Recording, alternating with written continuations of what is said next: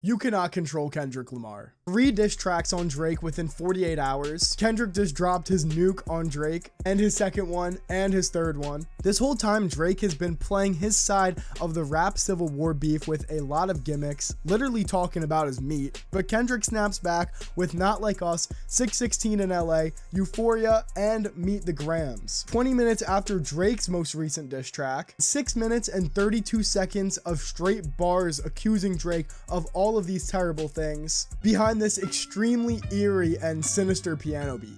And if we're being real here, bro, that wasn't even a diss track. That was a therapy session. That shit was a lecture with Mr. Morale. Just absolutely haunting. But let's talk about if Kendrick has gone too far. The thing that sits the worst with me with Meet the Grams is that Kendrick has created this fan base that is almost blindly following him at this point. Very similar to a Kanye fan base almost. But the difference between him and a Kanye fans will defend the music, but the majority of them won't defend like the stuff he says. Kendrick fans are almost conditioned to defending his moral high ground on everything, especially with Mr. Morale and how that whole album was kind of a review of his morals and, like I said, a therapy session. And he's now portrayed as I understand this, I'm right on this, you can trust me fully. He directly said, I'm what the culture is feeling on Euphoria.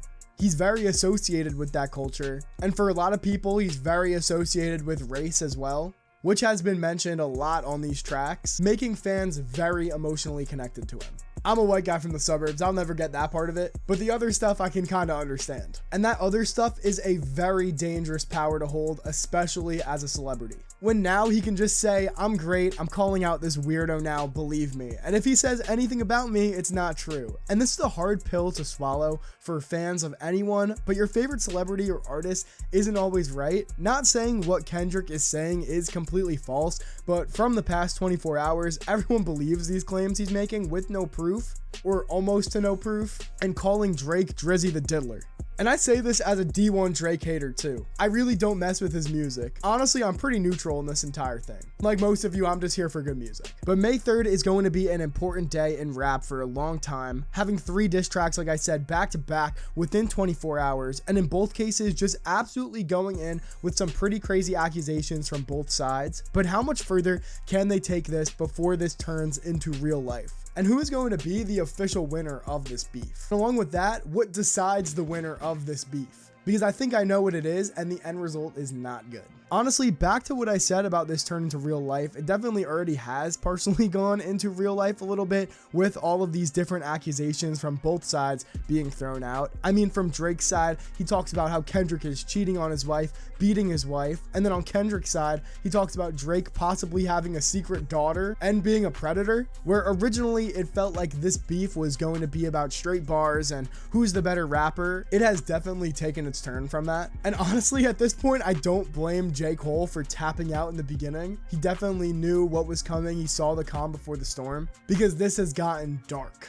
Up to where we are now with Meet the Grams, it felt like originally this whole thing was just, like I said, going to bring that competitiveness back to rap, because it has been absent for the past few years. And it definitely showed on Drake's end, him posting memes and obviously certain bars just showing that it's not that deep to him. Previous to Meet the Grams, obviously, at least I hope so for Drake's sake. It just seems like Drake's responses lack that depth and complexity that Kendrick's have. Drake's just trying to make a good song, he's trying to make a spectacle on the internet, but Kendrick just goes fucking balls to the walls with his last 2 tracks, and it brings that question if he brought it too far again, bringing a lot of personal things into it. But like I said in the beginning, I was just like uncomfortable listening to Meet the Grams, and it really wasn't what I personally wanted out of this. And it doesn't help that this whole beef was almost like a joke to Drake, while Kendrick is really just a D1 hater.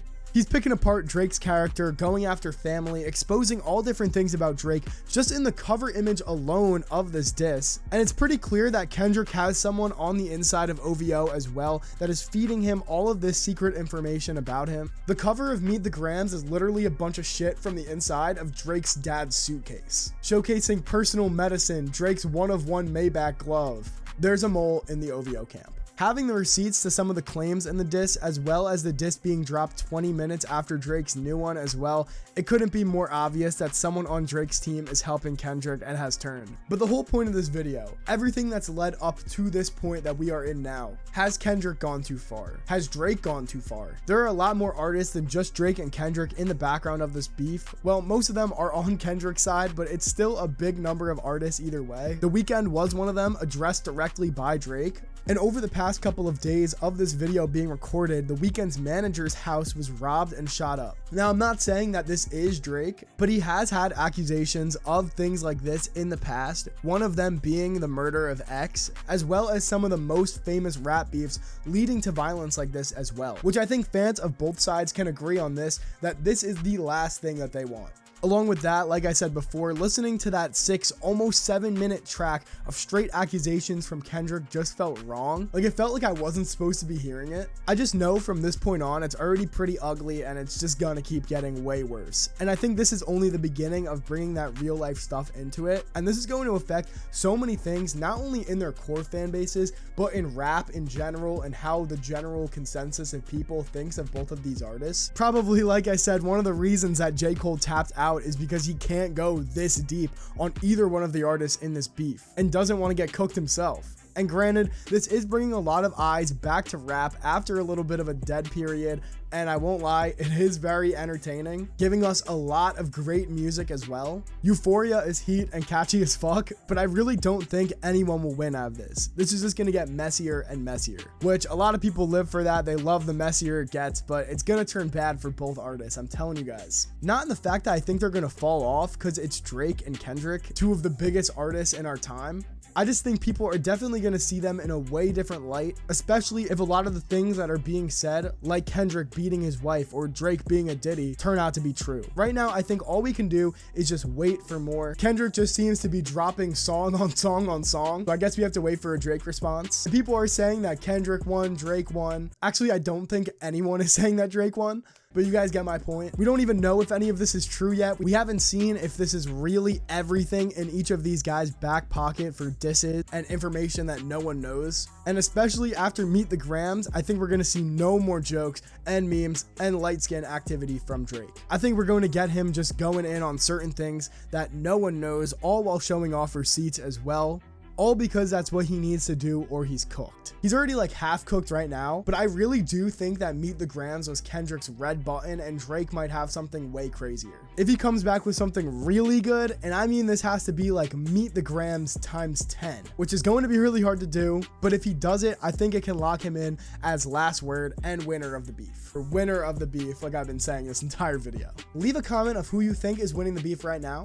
And also let me know in the comments what you think has to happen for someone to officially win the beef. We're going to be covering everything here on OTN. So like the video if you enjoyed, be sure to subscribe. Also join the Discord, the best music community on the internet, as well as following me on Instagram and TikTok. All of those links are going to be down in the description below. Thanks again so much for watching, and on that note,